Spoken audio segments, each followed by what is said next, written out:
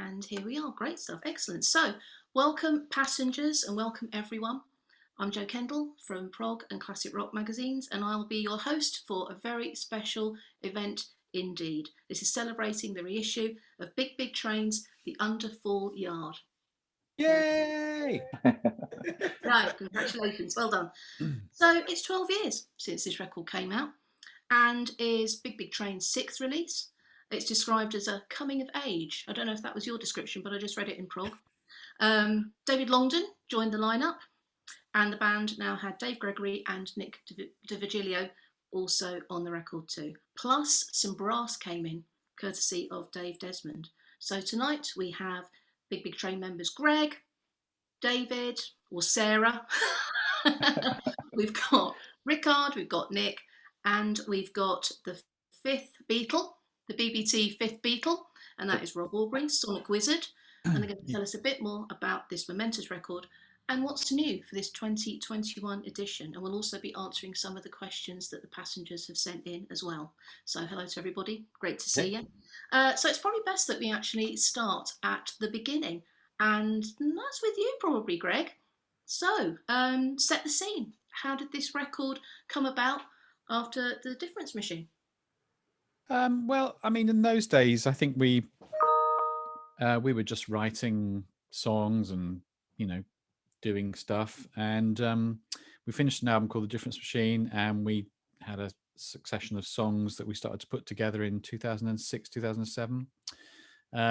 It was a funny development of the album because it was totally organic. I mean, one of the things I was reminding myself about today was that Nick recorded the drums for the first 10 minutes of the title track in 1 year, and then recorded the second half of it when I'd finished it a year later.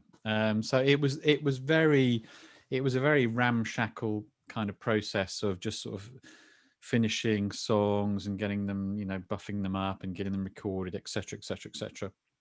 And then at some stage halfway through, Rob will tell this story better than me.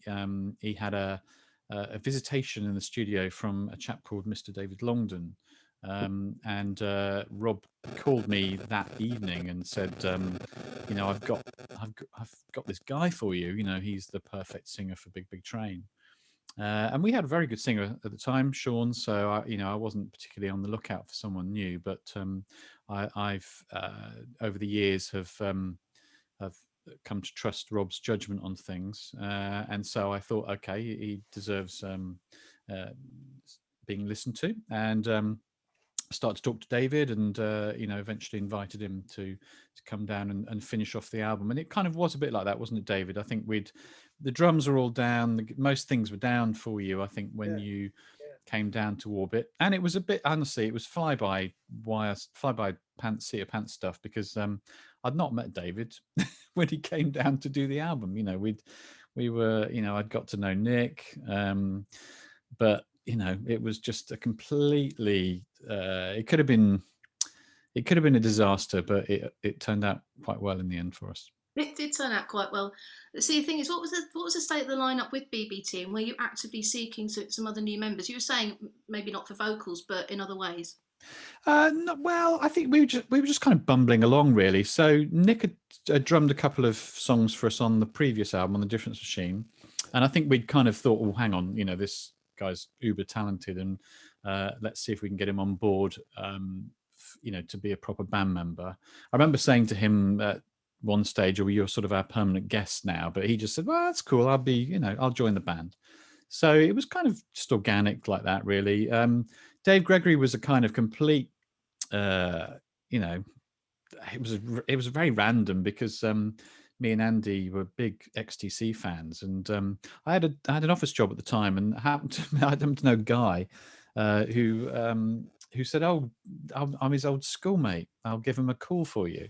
So that was how Dave Gregory came on board. He just came to do a couple of solos for us. Dave Desmond was really, really important. He was the brass band leader, still is to this day.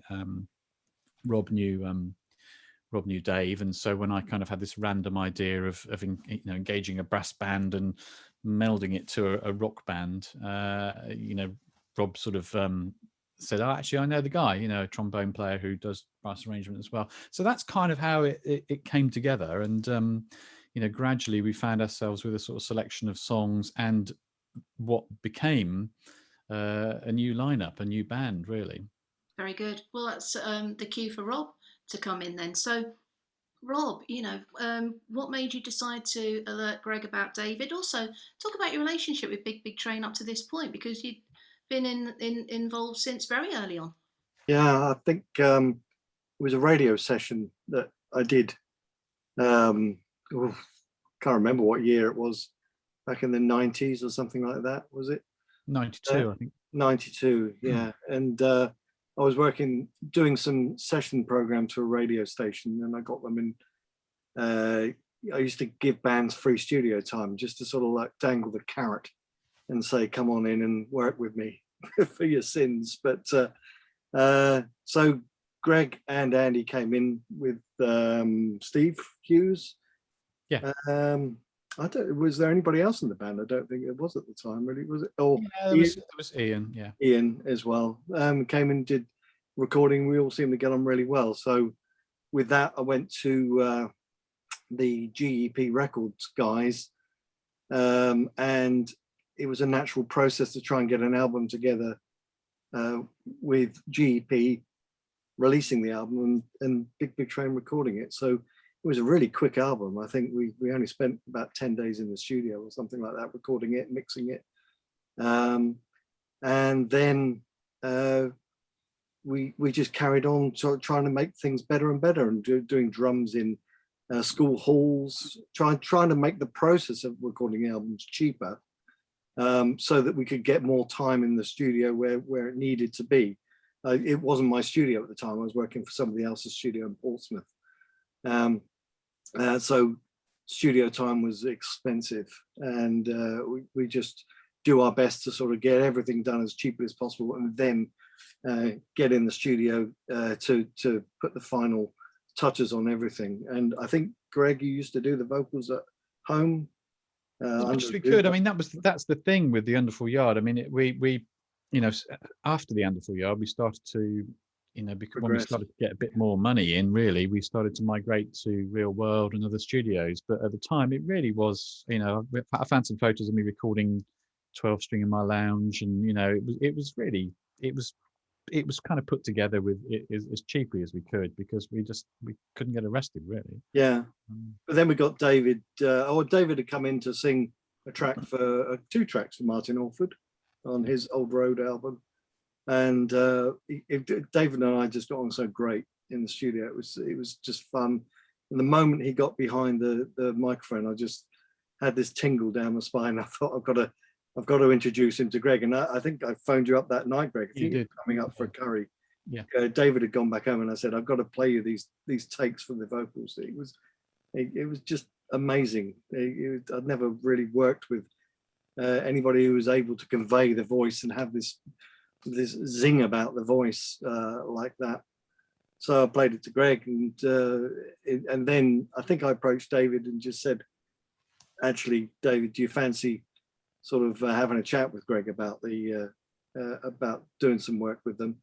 And maybe from that point, it was still about 4 or 5 months or so before we got David and Greg and Andy back in the studio here to come and record. And that was the first time that they'd met each other. I think at this time they were working on the reissue of English Boy Wonders, so that was kind of happening during that period too. So it wasn't like they were just waiting and mulling on what was going to come for the Underfall Yard. That was happening at the same time. So so I understand. So that's why that was the sort of the delay. But well, at the age I was at that time, I'd long stopped waiting for phones to ring and people to make good on whatever they said. It sounds incredibly cynical, but them's the breaks, so. Yeah, so David enters stage left or right. And what are your memories from that time then? Well, I remember that they sent me some, I spoke with Greg a few times, and then they sent me some snippets and just little sections of songs. But actually, they weren't. Some were songs. Some were snippets of the Underfall Yard, the track, but because they're different sections in that, it's sections rather. They sound like different songs.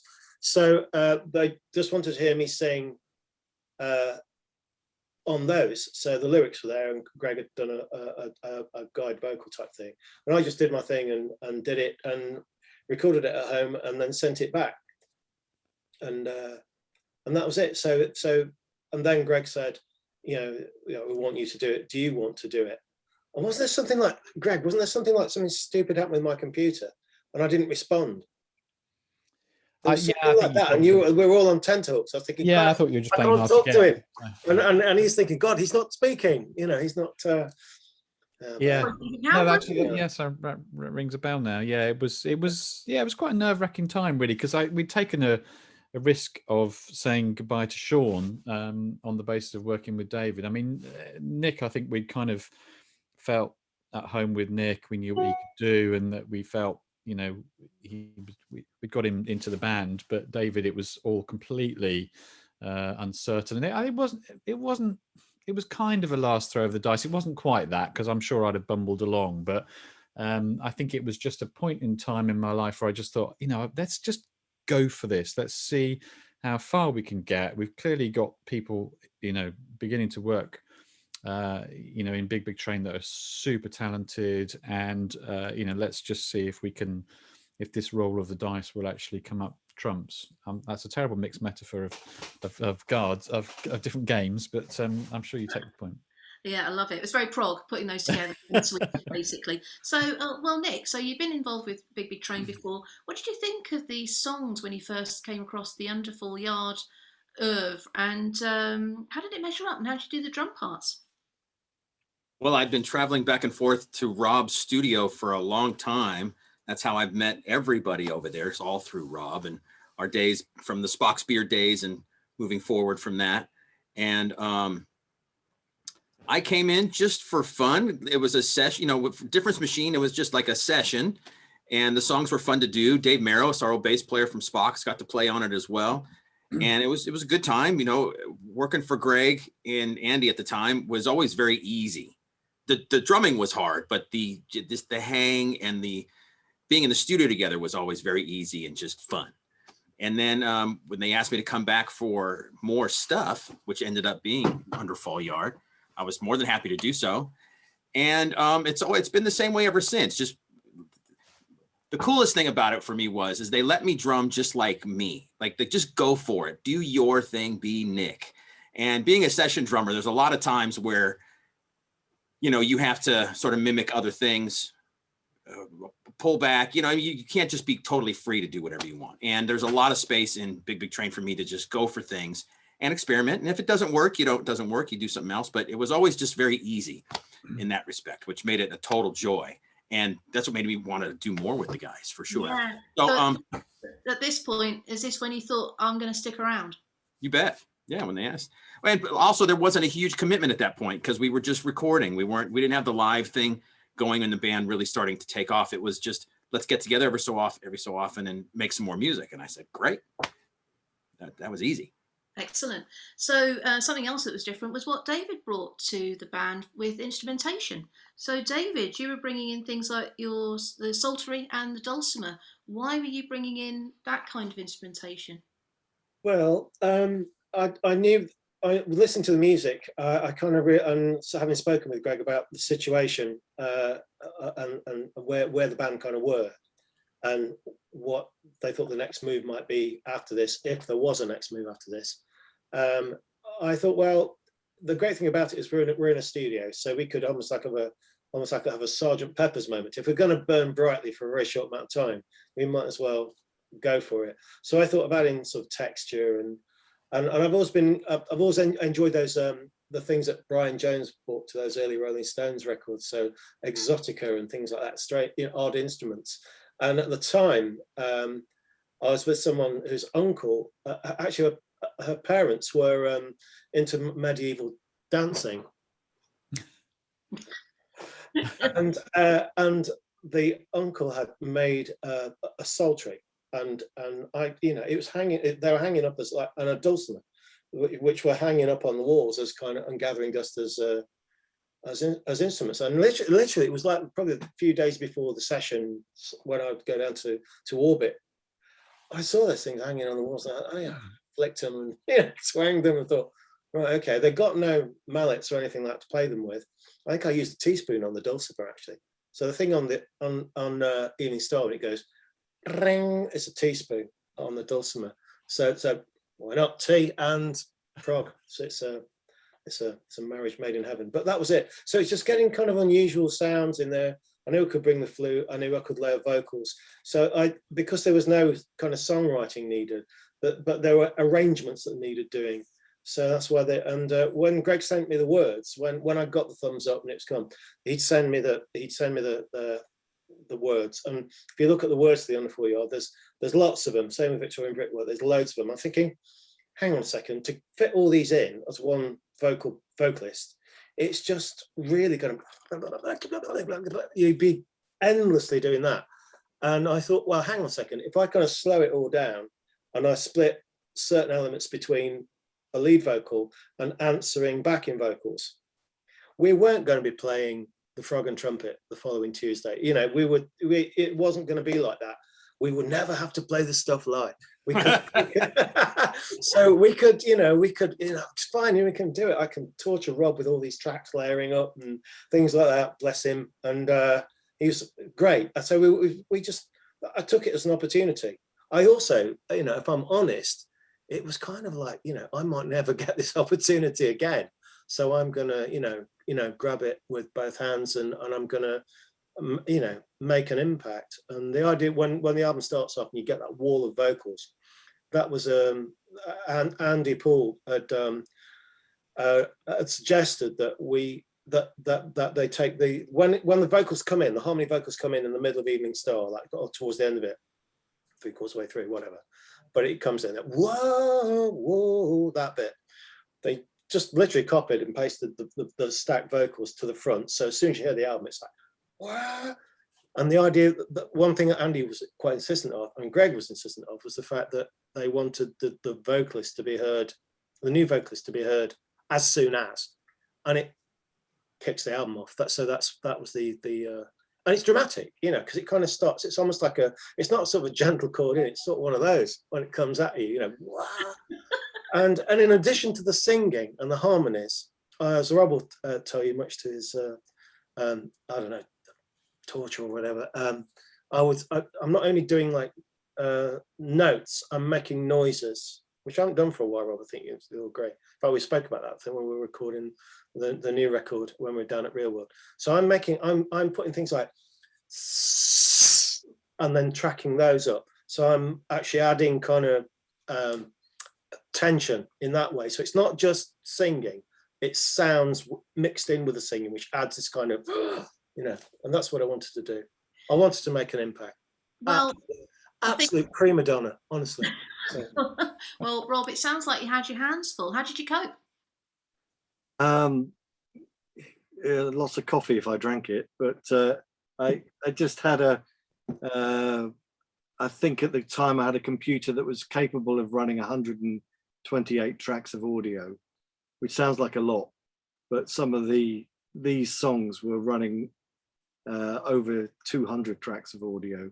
Yeah, so I had to sort of like, so I had to just bounce down some of the vocals. I think on one track, I even bounced down the drums just to stereo, so I could just build the song up again more and more and more.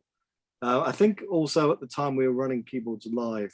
I think we were coming with a couple of two JV1080s and a keyboard module, Roland keyboard modules, and some other bits and pieces of vintage keys, sort of emulator and things. And we would just try and run bits and pieces live and get things going that way. But it was a lot of tracks, and it still is a lot of tracks to deal with. But I'm kind of got used to it now after all those years. You've had to, basically. This is it. This is what they do. No, so, I mean, to David's credit, it was really exciting working on that stuff because we had to work really quick as well. Yeah. I can't remember how long it took. Maybe 2 days. Or Well, we had two. I was talking about this with Greg earlier this afternoon because we were trying to. I remember it being. It was two sessions of 2 days. right. Okay. So it's 4 days in total. Mm. And I think that was it. But there were, it was fast. And Rob and I, when we're tracking things, we are really super fast. Yeah. And that you need to be really, because you can't be taking your time doing lots of stacking and textures. Nowadays, it's not like days of tape when you used to have to rewind the tape on every take. It literally, we can be going again within a second, right? Take 2, bang, do it. Take 3, bang, do it. Take 4. And some of those vocal tracks, we stacked up maybe 16 tracks of vocals from you. Yeah, and noises as well, and accompanying kind of, sound effects, because that's the idea of it as well, with those kinds of things. Yeah. Brilliant. So when this gets reissued again, it's going to be like the Pet Sounds box set that's going to have all the sound effects and the rhythm tracks and all the stems. I think I'm going to do it again. Greg, Got others to do yet. So Greg, David Sarah just mentioned about the lyrical subject matter. Tell us, what is the subject matter? Tell us about the songs. Well, it's 2 sets of ideas, really. This is the first album where we started to write kind of what David calls ripping yarns, which I think it kind of sums up what we do. So we just sort of story songs. And I picked up a couple of stories like the Winchester Diver and the Station Master in Last Train, and thought it'd be quite nice to sort of tell some tales within, not sort of folk tales almost, but within a sort of rock context. So there's that selection of material, and then there's a couple of personal songs. My dad had died fairly soon before the album was made, so there was one about sort of dealing with that, or actually 2 about dealing with that. So there was a kind of a combination of material, the personal and the sort of third-party storytelling, and I think we've majored on the storytelling later on. So this is a big, what I found subsequently was the things that connected were incorporating the brass band within the material, and also just what the songs were about. People seemed to want to hear about Isambard Kingdom Brunel and the Winchester Diver. It seemed to connect with people in a way that I wasn't really at all expecting. And I've had emails from Australia. It's weird how these stories, which are very kind of small English stories in some respects, seem to translate wherever you go across the world. And so they, for whatever reason, they just connected, and it seemed to, after a while, that the album just sort of took flight. What a lovely thing. Okay, so it's taken 12 years for this to re-emerge. Was that deliberate? Yeah, it's planned. Because and a bit postponed. We're going to do a 10th year, because that's the thing, isn't it? Decades and all that kind of business. We're going to do a 10th anniversary, but we didn't have we didn't get the time to do it in that frame because of one thing or another. I think we were also planning our UK tour and things like that. So because when we played the UK tour, I know some people said, "Oh, they didn't play it much, or if anything, off the Underfall Yard," because it's the 10th year anniversary. But we were thinking, well, actually, how are we going to do this? How are we going to do it? So we didn't want to just do it. We just reissue it just because it's 8 to 10 years. We wanted to make it, there's particularly big attention to detail. So things were re-recorded and all of that, and things were really, it was made special. We wanted to do it properly. If we're going to do it, then do it justice. Yeah, and you certainly have. So tell us what you've got that's new.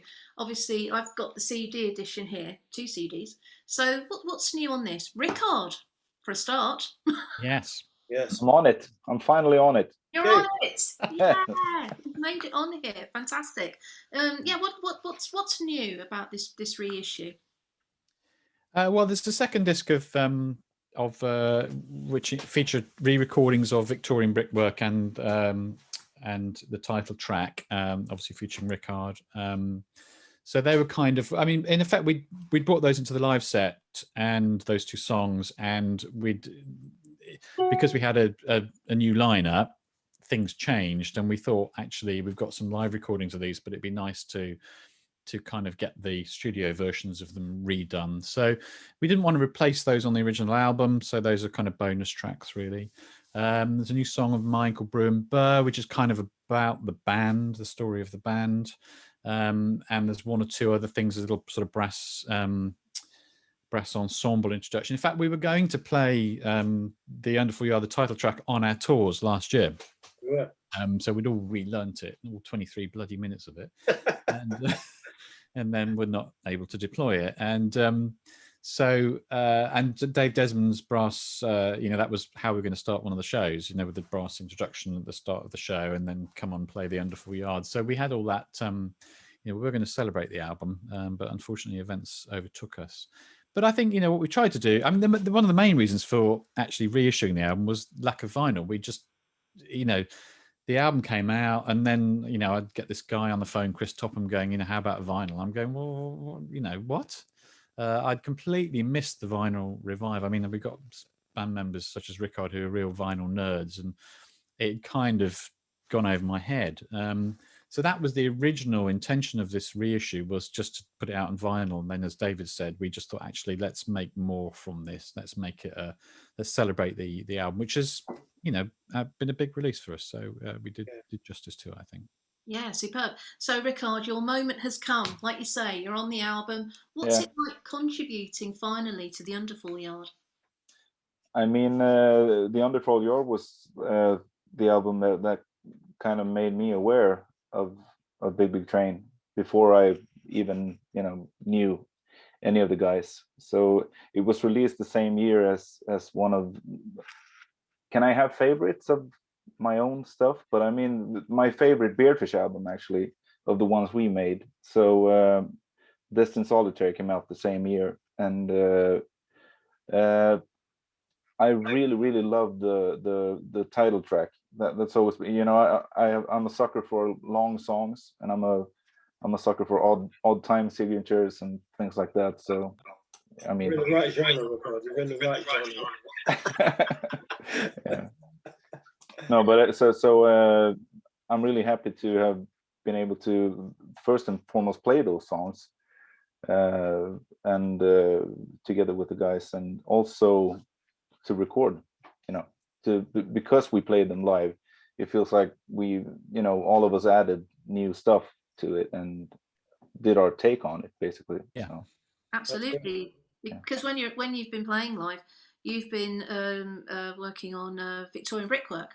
So and it always goes down absolute storm as well. So how did you and Dave work out who was going to play what in the live band at that point? I mean, at that point, I think Dave basically just decided that. I think it was Dave, actually. So Gregory, yes. I mean, and then maybe he wanted me. I don't know if he wanted me to play that solo, but he asked me, and I said yeah. So, and then for the re-recording, I changed a couple of things in it, but I basically learned it note by note, his version originally. So, and it was a hard thing to play. So maybe that's why he gave it to me. I don't know. That could be it, actually. He's a very unusual guitar player. Love it. Absolutely love it. Yeah, he's fantastic. Love the guy. Very good.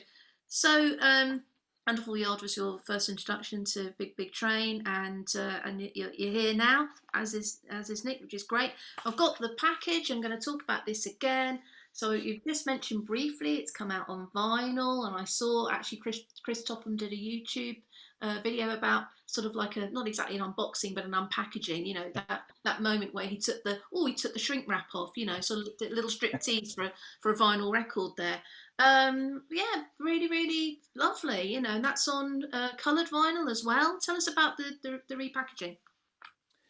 Well, I think we just wanted to go to town on it, really. I mean, Chris is in charge of the vinyl side. So we work with Steve Vancis, who does our graphic design. He took all the original artwork from Jim Traynor, who we painted all those lovely images. And actually Jim, you know, dug out his paint box again and did some more too. So, you know, we were able to take a pick from some of those and just expand things. And I think we put a little bit of further information in the booklet and just made it something, you know, that people will hopefully want to buy. I mean, music consumption is weird these days because obviously, you know, probably everybody on the screen uses Spotify or Apple Music or whatever. It's very convenient, but sometimes it's nice to have things which are beautiful to own, and you know, not just the music hopefully, but also the sort of physical content of it. You know, so that's it. We went to town like we generally always do to make sure that people might want to actually own this and put it up on their shelves. I haven't actually seen the vinyl yet. I mean, I've seen Chris's unpacking video. I think it's arriving with us all tomorrow, apart from maybe Rickard and Nick will be a little bit later on, I guess, because of the post. But yeah, I'm looking forward to actually seeing, you know, proper size release Underfall Yard. It's going to be good fun. And triple vinyl as well. Triple, yeah, triple. That is Prog. Ladies and gents, that is Prog. And you're right about Jim's artwork. I love this artwork. I'm such a fan. So it would be great to see more of Jim's work as well. Superb. Okay, so we've got some passenger questions. Shall we get onto those? Yeah, lovely. Okay, great stuff.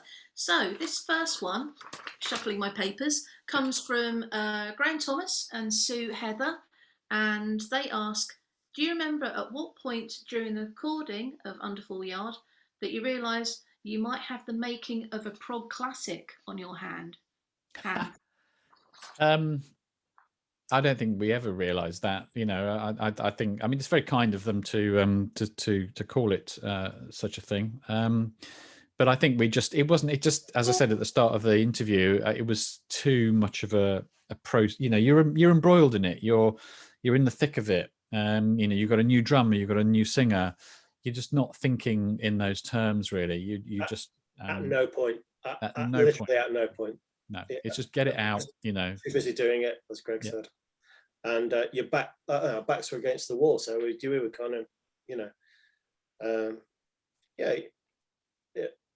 you know. So people say, I've said this in the past quite a lot, and I sang it like my life depended on it, and it kind of did. That's why I sang it like that, you know. So that was a statement. But at no point you think, oh, we're making Prague history or musical history here. You just don't think like that. You just get on and do it, and that's how it should be. Yeah, absolutely. Mo Chaos says, were there things about the original recording that you didn't like and wanted to fix? You may have fixed them now. What were they? Yeah, from my point of view, there were two things. There was I asked Francis Dunnery from It Bites to do a solo for the Underfall Yard, because the band was still kind of, you know, reforming with new band members. We were happy to go with some guest spots, and I was a big It Bites fan back in the late 80s, and I was kind of, after I'd written that section, I was thinking I'd like some of that Francis Dunnery sort of blistering guitar sort of soloing stuff. Problem is, Francis had been working with Robert Plant, and Robert, basically every time Francis tried to play some of his fast jazz fusion stuff, Robert would give him a very difficult time. So, you know, when we were recording this album, Francis wasn't really doing that sort of guitar playing at all. So recorded a lovely solo for us, but it was never kind of what I was expecting there. So this time I just thought, actually, I'm just going to ask him again, see if he's interested. And I know they've been playing It Bite stuff on tour recently. So he did. He turned in exactly the solo I was kind of expecting in the first place. So that was the main thing I wanted to fix. The second thing was just this. It was the thing with the brass guys, because we got Dave and his chaps in, and we had no idea really what, A, if it would work, and B, you know, I mean, to be honest, we could have recorded it and thought it doesn't fit with rock music, but it worked beautifully. And I just remembered a synth part on Winchester Diver, which I always wanted to be on trumpet. And you know, so this time we were doing a brass session, me and Robert Real World, and we just asked them to quickly do that for us, so that we could just change that. And the problem is with these changes is that people, you know, they like the album as it is. They are, you know, they're used to it being how it sounds, and to some extent it's like repainting a favorite painting with a different color or something, or a different brush, and so it does cause some negative comments. But you know, those are the two things. And sorry, one other thing, I think we just it was mastered a bit hot in those days. That was what people did, and Rob and I have become much more aware in recent years of trends towards much more minimal mastering. So we wanted to fix that as well in the remix. Did you do an Iggy Pop Raw Power mix on it, all up in the reds? Well, I think everybody was back then, so it wouldn't be, it'd sound great in the car or whatever, but you just don't quite get that dynamic lift that you want when it's a big bit. And so, yeah, that was it. We just thought, actually, we learned, it's been a big learning process for us over the last decade or so. So we just went back and when Rob mixed and then remastered it, it was to a much more sort of, contemporary audiophile sort of quality. Rob, do you think you've learned a bit more? It's always an evolving, self-reflective process about recording as you've gone along, and brought that into what you do with Big Big Train now. Yeah, I think the upgrade of technology has been a big thing for me here.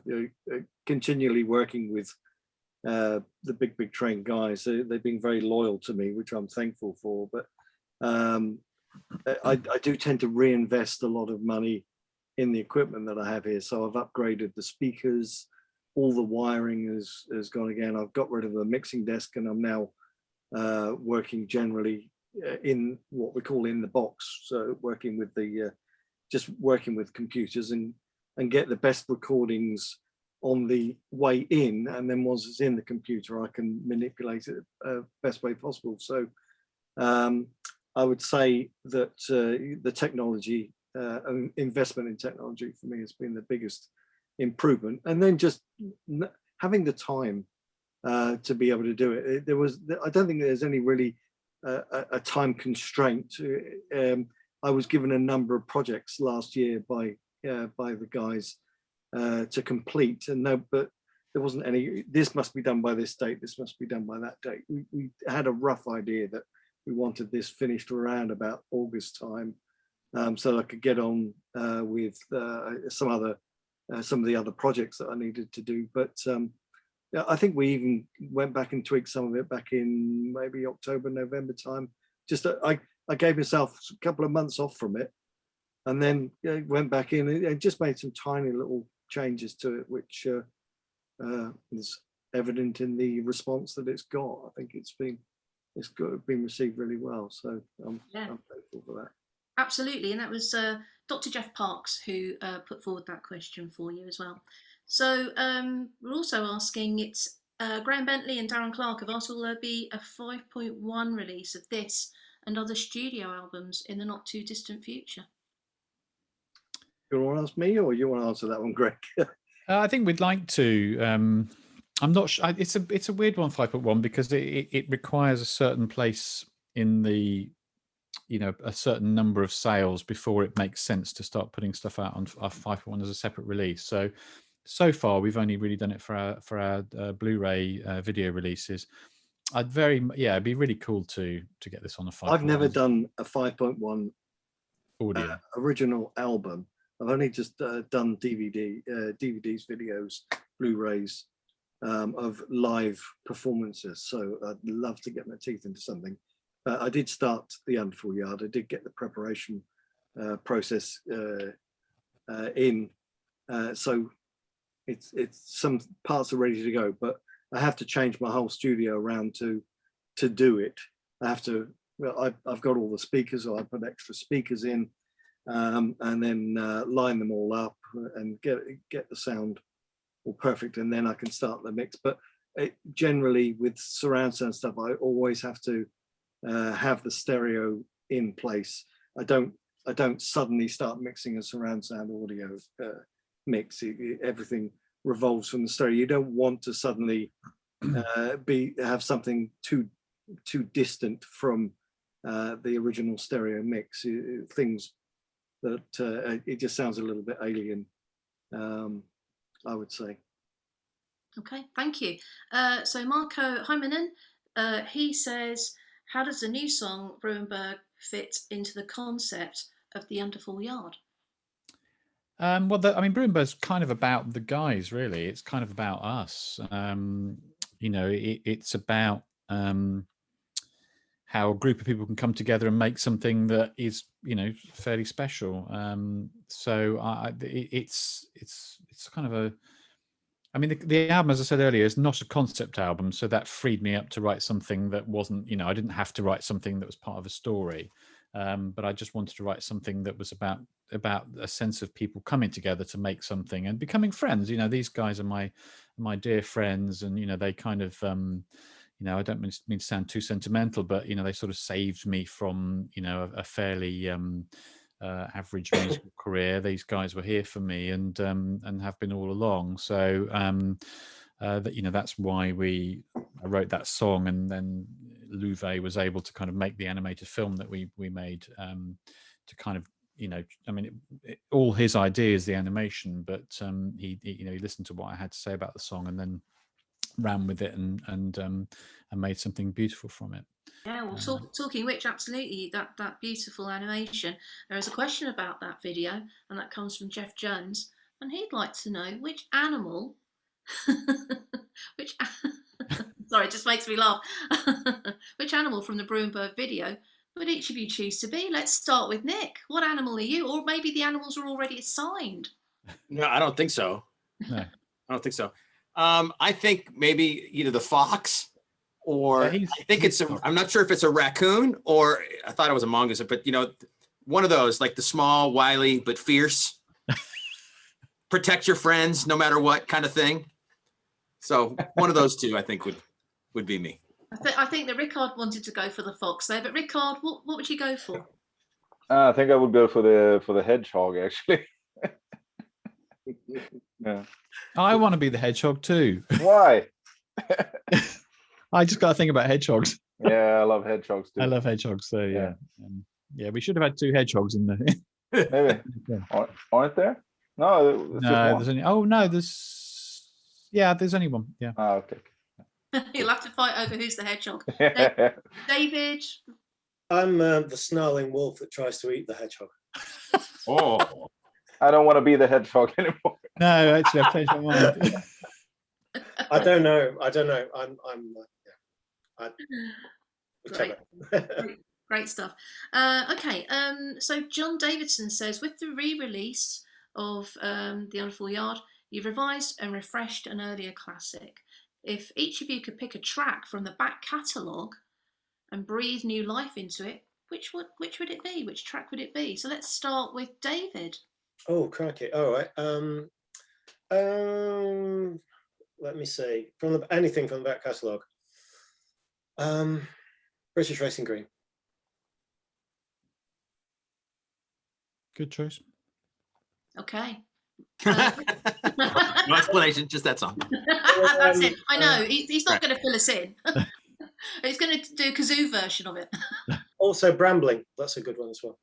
Let's do that. Okay. Rickard?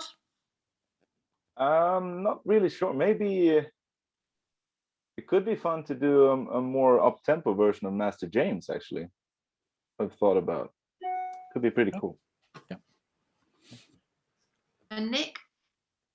I don't know, to be honest with you. I have no idea. I don't think much of them have to be. I don't know if you know, it was fun recutting Victorian Brickwork and the Underfall Yard here, because I play differently a little bit now than I did back then. And back in those days, I didn't edit or, you know, kind of work my own drum parts. I recorded a bunch for the guys and left the parts with them, and they would put the final completed take together. That wasn't my job back then.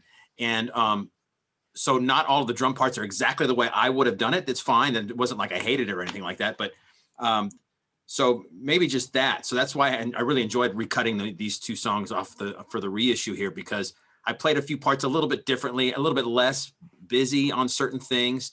And but gosh, I don't really know how to answer that question, which I would like to rework, because I think it's all just, it has a life of its own because of when it was recorded now at that time. So Yeah. Okay. Greg? I'd like to do, actually, and I think it's something we will do, a song called "The Last English King," which is on our lost album Bard. It's a really good song, and it's none of these guys played on it. In fact, we did start. Nick probably won't remember, but I think we've got a drum recording of it from a few years back. So, but when we reissue Bard, I'm hoping that we'll do as a bonus track a new version of that one, because it's one of my old favourites, and it'd be nice to revisit it, I think. Fantastic.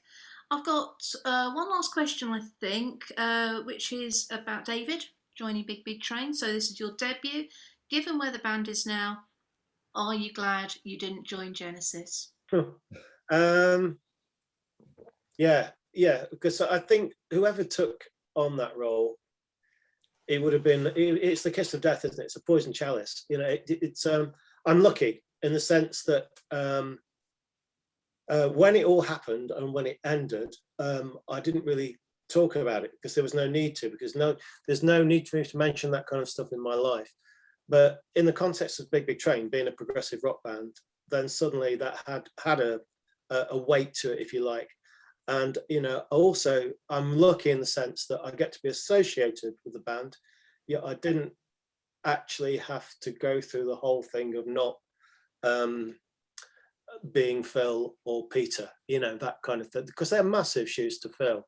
And Ray did a great job, I thought. You know, I've never met Ray, we've never spoken, but I thought he did an impossible job, you know, and he, I think I avoided, I avoided that, and for that I'm grateful. But I'm also great with Big Big Train to have had the opportunity to do my own thing and be part of that, because that's what I'm about, really. You know, I couldn't really imagine myself singing Fountain of Salamassus or whatever for Supper's Ready for the rest of my life, and then, you know, not knowing what the hell it was about and all that kind of stuff, and not really connecting with it. No, it's not for me. I'm my own man and I do my own thing, and I've had the opportunity within Big Train to grow alongside it and be my, you know, bring my thing to this band like we all have, you know. So for that I'm really grateful, and no, I'm really pleased. I wasn't in Genesis. I'm really pleased. And once again, thanks to Rob for the tip off, eh? Yeah. Sorry, David. I'm sorry, Nick. I'm sorry, Rickard. Yeah, that's right. Thank you, dude. Rob's partly kingmaker here, so there you go. Yeah, he really is, and he's still at it. You know, he's still doing it, and he's, you know, he's good. You know, he's good for us. You know, and you know, he knows the pieces. You know, and he knows what fits and what doesn't. You know, that's a real skill. Fantastic. Guys, I think we're going to wrap it up. This is out now. And what is also out is Prog, which has also got the story of the Underfall Yard in it. So thank you so much for making time for me and for the passengers and everyone who's watching this evening. And congratulations, it's so brilliant. So brilliant to see it out with all the extra stuff and on triple vinyl in cherry cola colour as well. And yeah, good luck with this and what's coming in the future as well. Thank you so much. Thank you, Jo. Thank you. Thank you, Joe. Thank you. I'm going to stop recording now. Was that okay?